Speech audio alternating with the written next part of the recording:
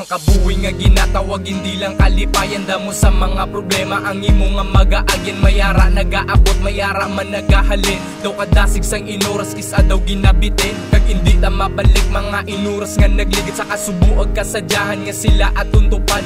Wala ya permanente nga butang sa kalibutan ng tanan nga makita mo mayara sang katapusan. Ang pagsalig sa babaw isa lang gid na sa rason nga ako nagapadayon sa malawig nga tion. Sa akon nga mga handom nga akon nga ginakatan nga mayara pagkasanag sa dulong nga kalibutan. Ni hindi ka magbuya padayon ng sa panglakaton na matamat lang tikang pakadto sa imo nga handom para imo nga manlabot ang handom mo sa kabuhi. Tanan nga ginagiyo mo og diling sa pangadit.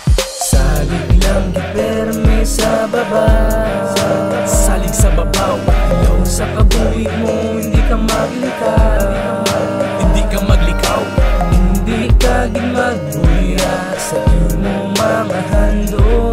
Salig lang giperme, amo na ang pinsan. Wala na sa aton makabuot sang salaag sa mga promesa. Takisa kita man gaguba pero hindi na ya rason para aton nga pawalaan. Sa kada desisyon ta may aragid maapektuhan. Depende na sa aton panutan na ato bangon. Kay hindi taya kapot ang ilak nga paminsaron. Importante nga may natunan ka sa mga sala mo. Kay wala sang tao sa kalibutan di nga perpekto. Kada tagsa ta may aragid sang kinaiya. Amo na nga matawag mo nga lain ka man sa iya. Basi hindi pa amuni ang intsak kong ation. Gani hulat-hulat lang may aragid pala abutan. Datiyog sang kalibutan ta hindi tagid mapakanda mo sang may matabo nga hindi tagid mabalan. Gani di ka magbuya kay may aragid ya pagbago. Importante sa tanan nga kabalo ka makontento. Salig lang giperme sa babaw, salig sa babaw, ilaw sa kabuhi mo hindi ka maglikaw, hindi ka maglikaw,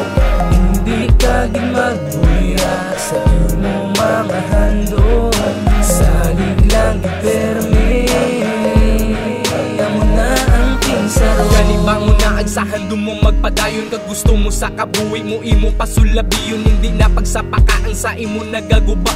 Sige lang tika nga ang ulo nagatanga. Kay hindi nila kilala ang imo kaugalingon. Kag malain na lang permiyang sa ilaya kitaon. Pero hindi na rason para ikaw yung magbuya. Ipakita mo sa ilang nga dira sila sala. Miski pila pa ka problema sa kabuhi magabot. Salig lang gid sa babaw kag sa iya lang gid kapot. Di wala isang problema nga wala sang solusyon na mangin bakod sa tanan na mo na imo pinsaron. Padayon ng sa paglakad kag hindi ka gid malipat. Kundiin kaya nagsugod kag paano nagugat. Hasta ang simple nga ikaw yung makilala sang kadaman. Salig lang, hindi yagit ka pagbabayan.